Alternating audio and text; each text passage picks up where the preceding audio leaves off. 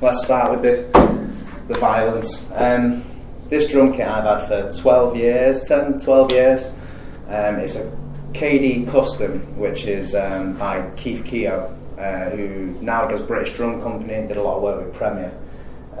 It's still going to this day. Hardware, rims original lugs, everything's original on it. The only thing I've replaced is the tension rods on the bass drum, because it had those horrible T-rod things, and you'd put it in a bag and it'd be completely out of tune when you brought it out again. So Keith, good work on that one. I've not looked at another kit since. Snare drum is by Gretsch. It's an ashwood snare.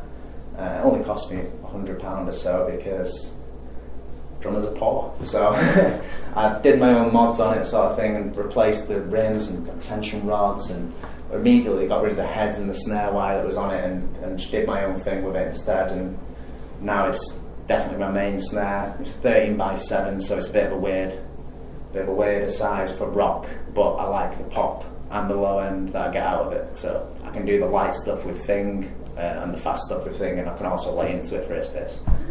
The drum sizes, by the way, is 22x16, 16x16. I think that's 12x8 or 12x9. It's quite deep. I can't remember. It's been quite some time since I looked at the facts on that.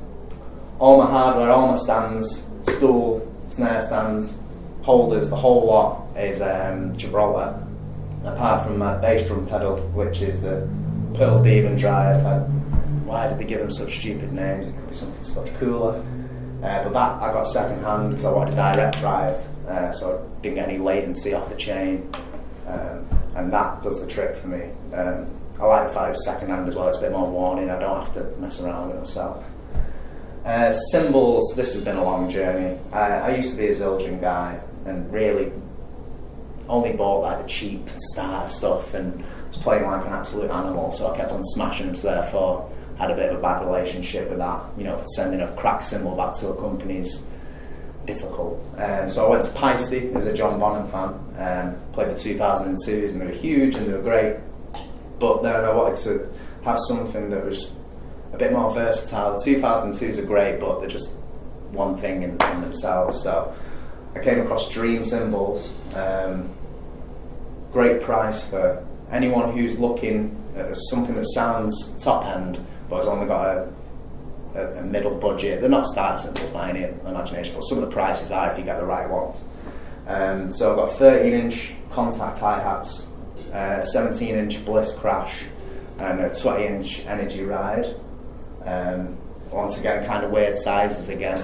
The 13, when I was learning about sort of sitting right and stuff, the 13 snare actually helps me because I don't like stretching my legs out wide, and I like to have my kit all set up nice and tight and close to me. So a 13-inch hi-hat, I find, cuts through my guitarists a bit better, and I can get it a bit closer and a bit lower, and it's got a few more sweet spots on it than a big fat 15. So that's the cymbals.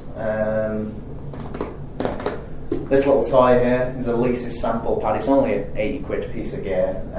Another thing I was looking at was like sort of big Roland effects pads and stuff like that, but I don't want an extra case to carry, so this fits in the cymbal bag perfectly, and that just holds all my effects that I can get. That me and the Ist Ist lads come up with on an SD card in there, so that's nice and simple, just go straight into a DI. Drum heads, Remo, all around. All the resonance are clear ambassadors and an ambassador smooth white. Kick drums are Power Stroke Pro. Snare drums are Remo P77. And I really like the Power Stroke stuff, and normally I'd probably go for that on my toms as well, but at the moment I've got coated pinstripes. Before that I had, I think it was clear vintage Emperors, and I don't think I'll be going back to clear. Maybe a clear P3, I don't know. I think I might do something different on each drum next time. So this has been an emotional roller coaster. First pair of sticks I had, which my sister got me, were a Vic Firth 5B, and I've been drumming since I was 10, 11, I'm now 28, so I think I've played every single brand, every stupid size, and and after all that, and this is very recent as well, with a bit of fine tuning, I settled on Vic Firth at the start of this year when I went and got my practice pad, and I was like, okay, I'll get a pair of Vic sticks. I got some 5Bs because I knew that's where I started, and I'll just go from there because I tried the other brands, won't name or anything like that, but different reasons I don't like them. Vic Firth's definitely my jam. Went for 5Bs, and then went down to 5As, snapped them. Went back up to 5Bs, too heavy. Went back to 5As with grips, snapped them.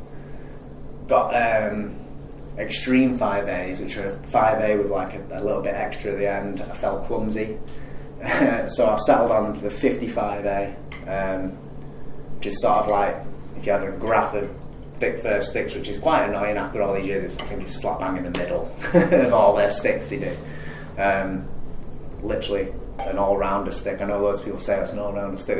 I think this quite literally is. I play in two very different rock bands, so. And a part of that journey as well would have to be these gig grips.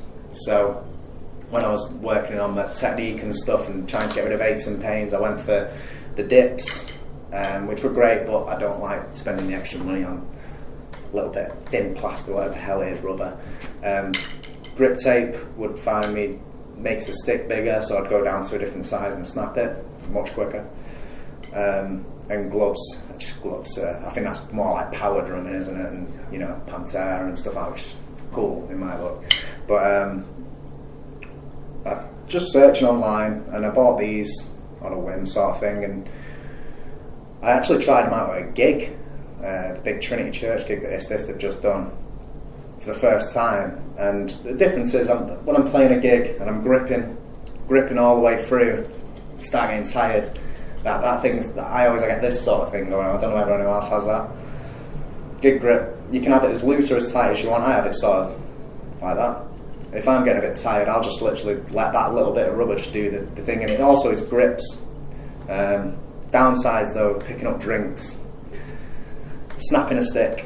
That's happened to me. If you snap a stick, I mean, it's just one of them. And I have a holder just there, so it's no big deal. I mean, they've had a bit of a bad write-up online on forums, but people tend to be quite bitchy on forums anyway, so that's definitely my saving grace, I'd say.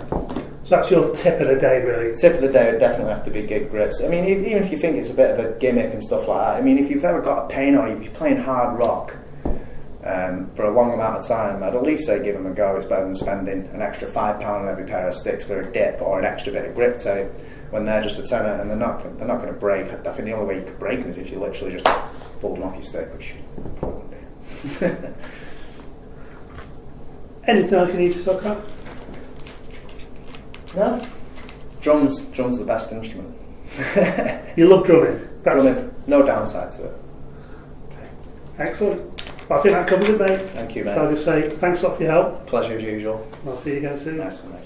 Cheers. Cheers.